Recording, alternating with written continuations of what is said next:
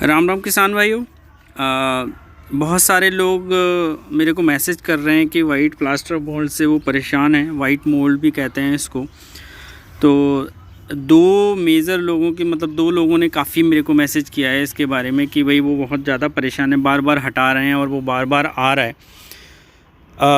और इससे होता क्या है कि इससे हमारा जो माइसीलियम रन होता है या फिर जो स्पॉन रन होता है वो बहुत स्लो हो जाता है या फिर बहुत कम हो जाता है।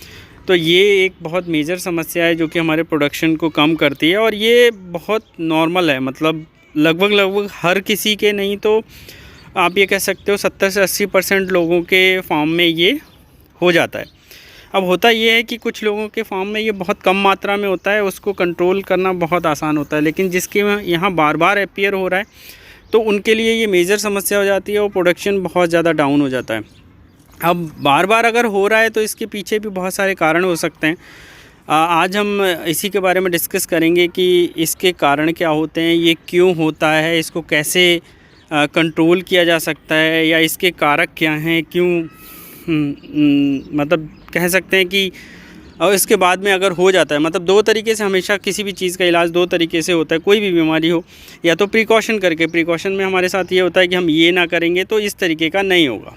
जैसे लोग यूजुअली सर्दी के लिए, मान लीजिए एक एग्जांपल देते हैं कि ये सर्दी है और सर्दी ना हो, उससे हम बचाव के लिए क्या करते हैं, ठंडी चीज़ें नहीं खाते। तो ये हमारा प्रिकॉशन हो गया। अब दूसरा तरीका होता है कि भाई सर्दी हो गई है फिर क्या करना है, तो उसका फिर इलाज होता है।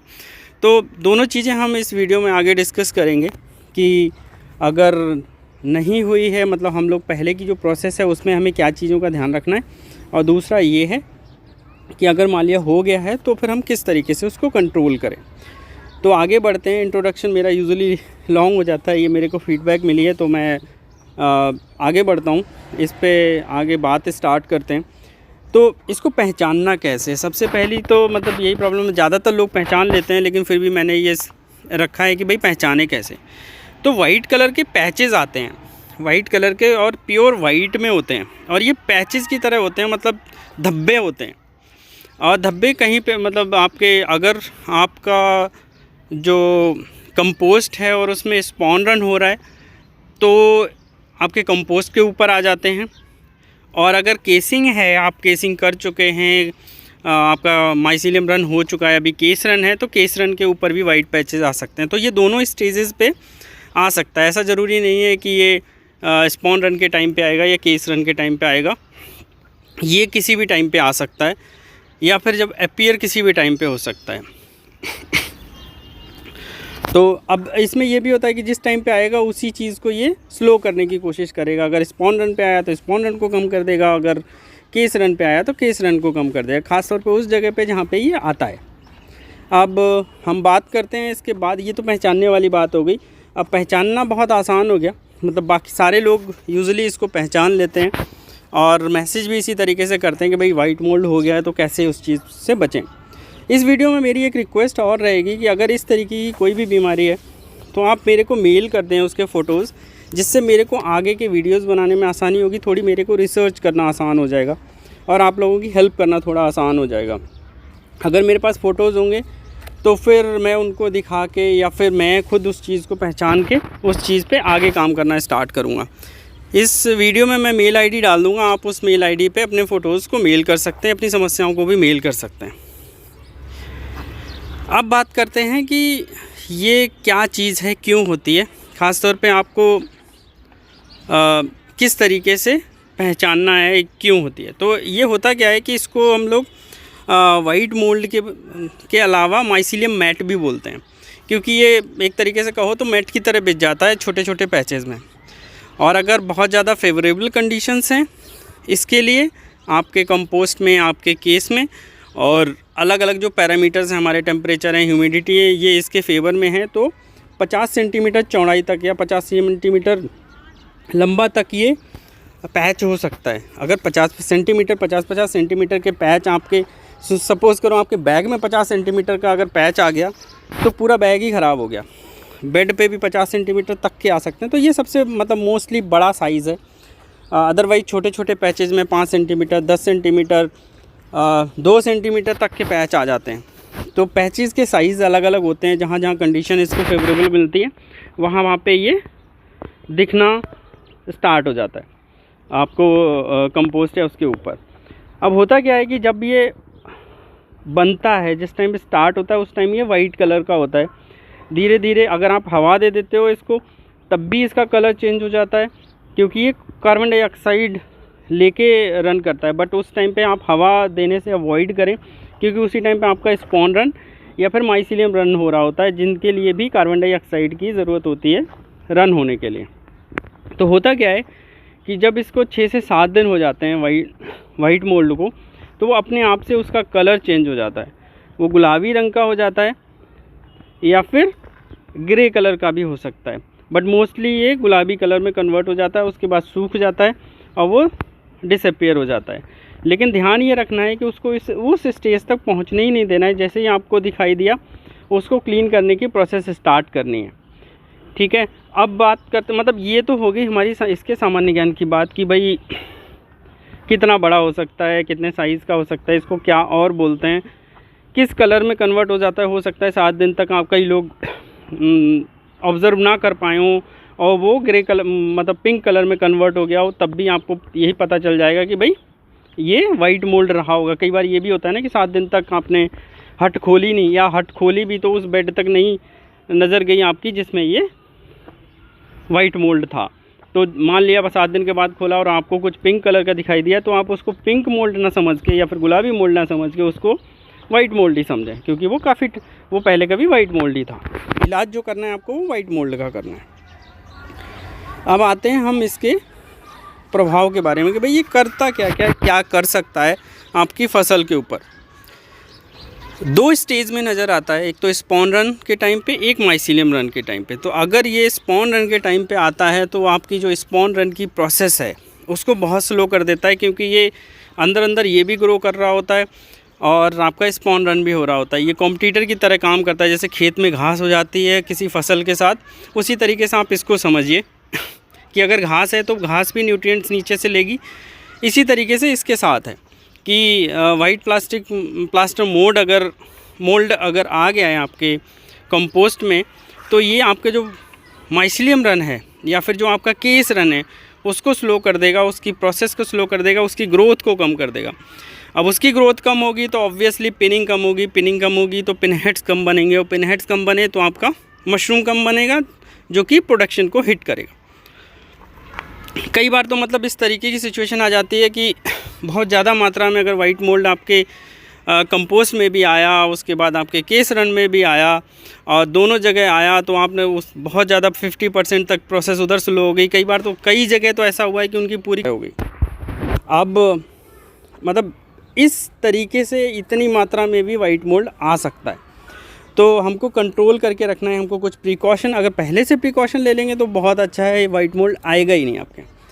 तो आप अब इसको पहचान भी गए हैं कि, और इसका बेसिक नॉलेज भी हो गई आपको किस किस स्टेज में आता है, यहाँ तक हम लोग पहुँच चुके हैं, और कितने प्रोडक्शन तक को ये हिट कर सकता है हमने इसके बारे में भी बात कर ली। अब हम बात करते हैं कि इनके रीज़न्स क्या होते हैं, क्यों वाइट प्लास्टर मोल्ड हमारे फार्म में आता है। तो मेजर जो रीज़न्स होते हैं वो ये 3 रीज़न होते हैं जिसकी वजह से वाइट प्लास्टर मोल्ड हमारे फार्म में आता है। एक तो ओवर कंपोस्टिंग ऑफ कंपोस्ट, मतलब कि हमने जो कंपोस्ट बनाया है वो ओवर कंपोस्ट हो गया है, वो ज़्यादा कंपोस्ट हो गया है, जिसके चक्कर में ये आ सकता है। अब क्या है कि दूसरा ये होता है कि जिस टाइम पे हम कंपोस्ट को अंदर कर रहे हैं, कंपोस्ट को अंदर डाल रहे हैं, चाहे बैग में डाल रहे हों चाहे बेड सिस्टम में डाल रहे हों, तो क्या होता है कि हम कंपोस्ट को एक बार फैला देते हैं, अच्छे से फैला देते हैं, जिससे जो अमोनिया की गंध है वो हट जाए। लेकिन होता क्या है कि अगर ज़्यादा कंपोस्ट, जो हमारा कंपोस्ट है वो ओवर कंपोस्ट हो चुका है, तो उसमें फिर भी थोड़ी बहुत रह जाती है। जिस चीज़ का हमें बहुत ध्यान रखना है कि जब हम कंपोस्ट को अंदर डालें उस टाइम पे वो प्रॉपरली कंपोस्ट हो, ना ज़्यादा हो ना कम हो, और उसमें अमोनिया की गंध ना आ रही हो। अच्छे से फैला के उसको कुछ टाइम के लिए छोड़ दें, जिससे कि उसकी जो अमोनिया है, जो गंध है उसकी, वो सारी की सारी निकल जाए। तीसरा मेन कारण है जो आपका कंपोस्ट है या आपका जो केस है, केसिंग सॉइल है, उसकी पीएच की मात्रा ज़्यादा है। तो आइडल केस में जो हमारी कंपोस्ट या केसिंग केस सॉइल की हम जो पीएच वैल्यू रखते हैं वो 7.5 होती है, 7.5 के आसपास रखनी चाहिए। 7 से साढ़े मतलब 8 तक नहीं पहुंचनी चाहिए। तो अगर वो 8 या 8 से ज़्यादा है तो फिर आपके यहाँ वाइट मोल्ड आने के चांसेस रहते हैं। अब मतलब ये हमारे रीज़न्स हो गए। अगले मतलब हम आगे बात करेंगे कि ये जो रीज़न्स हैं इनको अवॉइड कैसे करना है, प्रिकॉशन इनके साथ में कैसे लेना है, पहले से किन चीज़ों का ध्यान रखना है जिससे ये सारी चीज़ें ना हों। तो पीएच का ख़ास तौर पे ध्यान रखें, क्योंकि पीएच पे हम लोगों का ध्यान कम जाता है। हमारे पास पीएच नापने के टूल तो होते हैं बट हम उनका यूज़ कम करते हैं। बहुत सस्ते टूल भी होते हैं बट हम लोग उनका अच्छे से यूज़ नहीं कर पाते। तो ये सारे टूल अपने पास रखेंगे तो ये सारी समस्याओं से बचे रहेंगे। अब हम आते हैं कि इनके लिए हमको क्या करना चाहिए जिससे वो जो हमारे रीज़न्स हैं वो ना हों। तो सबसे पहले कि ये है कि हम जो कंपोस्ट बना रहे हों उसको प्रॉपर तरीके से बनाएं, प्रॉपर टाइम दें उसको, और ना ओवर कंपोस्ट हो। ख़ासतौर पे ये जो वाइट मोल्ड आता है वो ओवर कंपोस्ट की वजह से आता है। तो जो हमारा ध्यान रखें कि हमारा जो कंपोस्ट है वो ओवर कंपोस्ट ना हो जाए, वो ज़्यादा कंपोस्ट ना हो जाए। दूसरा ध्यान रखना है कि हमें जो कंपोस्ट जिस टाइम पे हम बना रहे हैं या जो हम केस बना रहे हैं उसमें पानी की प्रॉपर मात्रा हो जिससे प्रॉपरली कंपोस्ट हो, और दूसरा है कि जिप्सम की मात्रा सही मात्रा में यूज़ करें, जो कि एक्चुअली क्या होता है कि कंपोस्ट की पीएच वैल्यू को मेंटेन करता है। इसके लिए जिप्सम को ऐड किया जाता है। आप जिप्सम को केसिंग में भी ऐड कर सकते हैं, आप जिप्सम को कंपोस्ट में भी ऐड कर सकते हैं। कंपोस्ट में तो ऐड करना रिकमेंडेड ही है कि आपको ऐड करना ही करना है। नहीं ऐड करेंगे तो उसकी पीएच वैल्यू ऊपर जाएगी या फिर बहुत ज़्यादा नीचे जाएगी, जो कि आपके मशरूम प्रोडक्शन के लिए अच्छी नहीं है। और खाद का उचित पीएच बनाए रखें। तो होता क्या है कि जो पीएच है वो कई चीज़ों पे, इवन पानी भी जो आप डाल रहे हैं उस पर भी डिपेंड करता है कि आप कितने पीएच का पानी यूज़ कर रहे हैं। बट इतना ज़्यादा मैटर वो नहीं करता, क्योंकि आप जिप्सम से उसको मेंटेन कर सकते हैं, या फिर डिपेंड करता है। मतलब इसमें कई तरीके हैं कि आपके पीएच अगर कम हो रहा है तो कुछ चीज़ें ऐड की जाती हैं, ज़्यादा हो रहा है तो कुछ चीज़ें ऐड हो रही हैं। अगर ज़्यादा होता है तो यूजुअली हम जिप्सम ऐड करते हैं। तो आपका कंपोस्ट और केसिंग सॉइल डालने से पहले एक बार पीएच वैल्यू उसकी चेक कर लें, और पीएच वैल्यू अगर 7.5 या उसके मिनिमल आसपास नहीं है तो फिर उसमें कुछ ऐसी चीज़ें ऐड करें कि 7.5 के आसपास आ जाए। ये सारी चीज़ों का ध्यान रखेंगे तो आपके यहाँ वाइट मोल्ड नहीं आएगा। अब ये हो गए हमारे प्रिकॉशन। जो हम लोग सर्दी की बीमारी की बात कर रहे थे कि भाई हमें सर्द चीज़ें नहीं खानी है, या ये हवा में, खुली हवा में नहीं घूमना है, स्वेटर पहन के रहो, ये सारी चीज़ें हो गई प्रिकॉशन में। अब बात आती है कि भाई अगर मान लिया हो ही गया, वाइट मोल्ड हमारे फार्म में आ गया तो क्या करना है, क्योंकि अब बीमारी आ गई है तो अब उससे बचाव तो करना ही है। आपका वैसे भी जो माइसीलियम रन है या फिर केस रन है वो थोड़ा बहुत तो हिट हो ही चुका है, अगर ये अपीयर होना स्टार्ट हो गया। लेकिन बाकी के प्रोडक्शन को बचाने के लिए फिर क्या किया जाए, फिर आता है इसका इलाज। अब इसका इलाज कैसे करना है वो हम आगे बात करते हैं। तो इसका इलाज करने का तरीका वैसे मतलब अगर आप किसी चीज़ का स्प्रे इसके ऊपर करेंगे तो आपके जो नीचे का माइसीलियम रन हुआ है या आसपास का माइसीलियम रन हुआ है वो भी हिट करे, क्योंकि ये भी फंगस ही है तो उसके भी हिट होने के चांसेस हैं। तो इसके लिए हम क्या करते हैं कि जो भी मैट है या जो भी वाइट प्लास्टर मोल्ड आया हुआ है उसको अच्छे से हटा देते हैं। उसको हटाने के लिए आप सैनिटाइज टूल का यूज़ करें, पॉस्चराइज़ कर लें उसको अच्छे से फार्मलिन और बावस्टीन से, उसके बाद उसको यूज़ करें।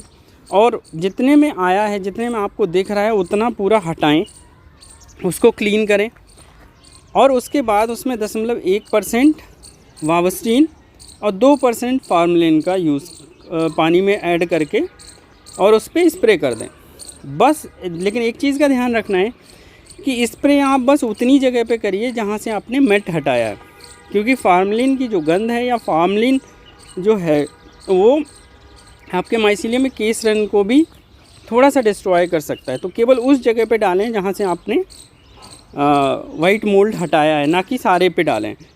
तो ये जो तरीका है इससे आप कंट्रोल कर सकते हैं। पूरी तरीके से आपको निजात मिल जाएगी नहीं कह सकते, लेकिन ये है कि जहाँ पे अपीयर हुआ है वहाँ पे दोबारा से अपीयर नहीं होगा। अगर दूसरी जगह पे अपीयर हो रहा है तो इसमें थोड़ा सा मतलब आपको कंटिन्यूसली नज़र रखनी है, कंटिन्यूसली ऑब्ज़र्व करने हैं अपने सारे बेड्स। अगर कहीं दिखाई देता है तो इमीडिएट एक्शन लेना है। मतलब ये वेट नहीं करना है कि हम कल करेंगे या फिर हम 2 घंटे बाद करते हैं, 4 घंटे, क्योंकि वो तो ग्रेजुअली बढ़ ही रहा है। जितना बड़ा हो जाएगा उतना ही आपका नुकसान है। तो आपको जब भी दिखाई दे इमीडिएट एक्शन लो, क्योंकि ये फंगस ना बहुत तेज़ी से बढ़ती है। जैसे मशरूम तेज़ी से बढ़ते हैं वैसे ही फंगस भी तेज़ी से बढ़ती है। तो आपको इमीडिएट एक्शन लेना है। कोई भी किसी भी तरीके की अननोन चीज़ दिखाई दे आपको बेड पे, तो उस पर एक्शन इमीडिएट लें, क्योंकि जितना आप उसको लेट करेंगे उतना ही अपना नुकसान करेंगे। तो आज के वीडियो में हमने काफ़ी डिटेल में वाइट मोल्ड के बारे में जाना। अब मतलब क्यों होता है, क्या रीज़न्स होते हैं, प्रिकॉशंस क्या होते हैं। इसी तरीके के और भी बहुत सारे मोल्ड हैं। ग्रीन मोल्ड हो गया आपका, पिंक मोल्ड हो गया आपका, येलो मोल्ड हो गया आपका। अगर इन सारी समस्याओं से भी कोई जूझ रहा है तो उसका फ़ोटो लेके मेरे को मेल कर सकता है। मेरी मेल आईडी है sbabu.bly@gmail.com। उस पर मेल आईडी मैं इस पे डिस्प्ले कर दूंगा। आप जो भी आपको लगता है कि कोई समस्या आ रही है, कोई उसका समाधान चाहिए, कोई क्वेश्चन है, आप उस पे मेल कर सकते हैं। फ़ोटो लेके ज़रूर भेजिए, जिससे मेरे को मैं अच्छे से देख पाऊँगा उसका और उसको फिर आपको रिप्लाई कर पाऊँगा। किसी के यहाँ मोल्ड आ रहा है, किसी के कोई बीमारी हो रही है, बेड बबल हो रहा है, ड्राई बबल हो रहा है, फॉल्स ट्रफल है, ग्रीन मोल्ड है, येलो मोल्ड है, इंकी कैप्स हो रही हैं, जो भी है आप जिनके भी फ़ोटो ले सकते हैं उनके फ़ोटो मेरे को मेरी मेल आईडी पे भेजिए। मैं मेल आईडी इस वीडियो में कहीं किसी कॉर्नर पे या फिर किसी जगह पे मेंशन कर दूँगा। तो आज के लिए होपफुली ये वीडियो आप लोगों के काम आएगा। आज के लिए बस इतना ही। राम राम।